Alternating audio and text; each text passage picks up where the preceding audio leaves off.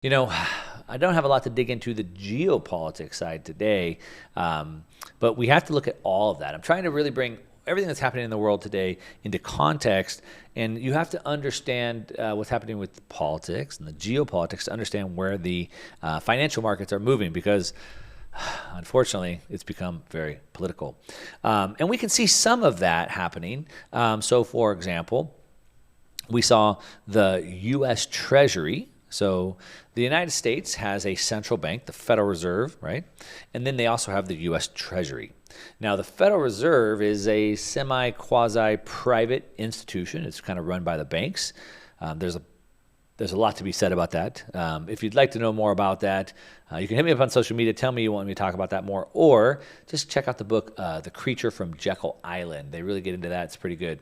So the Fed is this kind of semi-quasi-private institution that basically creates money from thin air, and they loan it to the banks, the commercial banks, and then the commercial banks create that money into existence. Now, the government also needs money. The U.S. government is in debt, $31 trillion. How do they get the debt? Well, people have to loan it to them. So who loans it to them? Well, if you have money in a pension fund or a 401k fund or something like that, there's a good chance you have loaned money to the U.S. government.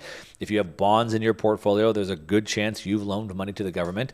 Other nations loan money to the government. So Japan and China have loaned money to the government by buying bonds. So when they buy the bonds, they do that. So how does the problem is that the U.S. government runs a deficit, meaning they have to live off debt, and they have less and less people wanting to loan them money.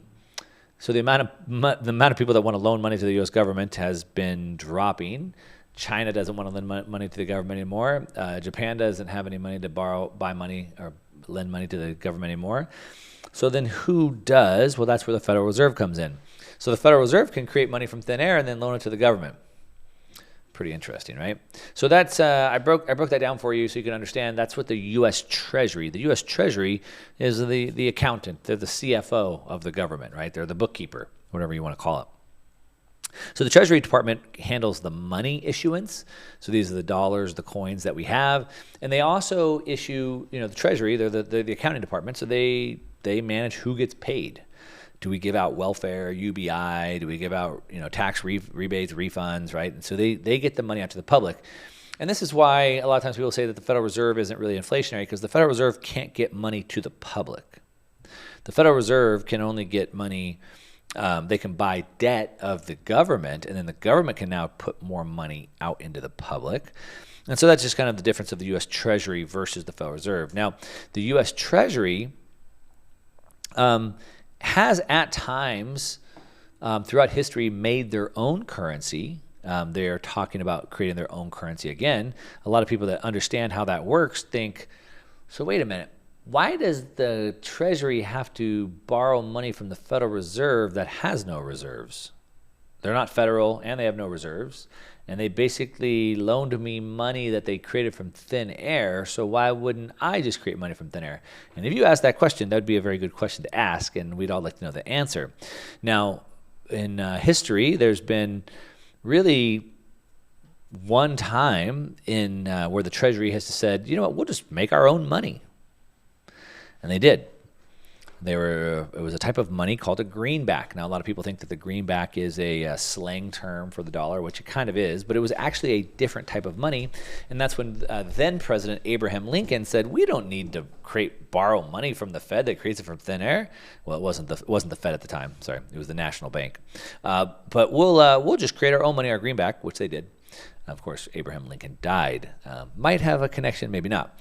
I'll leave that for you to decide and draw your own flag or your own lines there. But we've seen that the president, Joe Biden, he had an executive order in March on cryptocurrencies directed at the Treasury Department for them to take the lead among other government agencies in developing policy recommendations on cryptocurrencies. So it's not up to the Fed. A lot of times people would say, why would the central banks ever allow Bitcoin to succeed? They don't want to give up control over the money. Well, the Fed doesn't create laws. It's not up to the Fed to decide if they can let it succeed or not. The government, they make the laws. And so here we have the president had an executive order in March directing the Treasury to come up with policy recommendations on Bitcoin and cryptocurrencies. Now, the State Department of the Treasury has requested comments from the public on the potential opportunities and risks of digital assets in compliance with that executive order. So not whenever, a lot of times when the government is going to create new laws or policies or regulations, they'll put things out for public comment so they can hear what the public has to say. It's not quite a vote, but at least they're getting information. So a lot of times you'll see, think tanks and law firms chime in on this. In the cryptocurrency space, it's been common in the past for individual users to start flooding the comments, and that's kind of what's happening. And it says in a Tuesday announcement, the Treasury said it was asking for input from the public that will, quote, inform its work in reporting to the president on possible implications of digital assets on the financial markets and payment infrastructures. So that's something that you can do if you would like your voice to be heard. It's not going to be done at the ballot box with a vote. It's going to be done through comment like this. It says, quote, for consumers, digital assets may present potential benefits such as faster payments, as well as potential risks, including risks related to frauds and scams. There's always frauds and scams. If you need the government to protect you from being defrauded or scammed, you should probably go look in the mirror again. If you think the government can protect you from getting fraud or scammed, I have a bridge to tell you. I've been talking about that a lot today. It says the Treasury is seeking to benefit from the expertise of the American people and market participants by soliciting public comment as we engage in the important work. So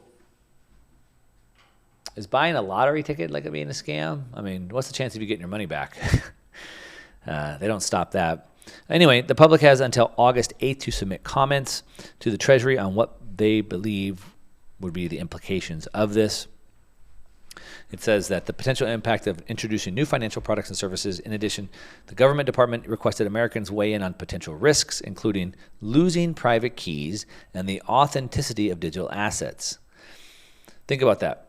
The government requested Americans weigh in on the potential risks of losing your private keys.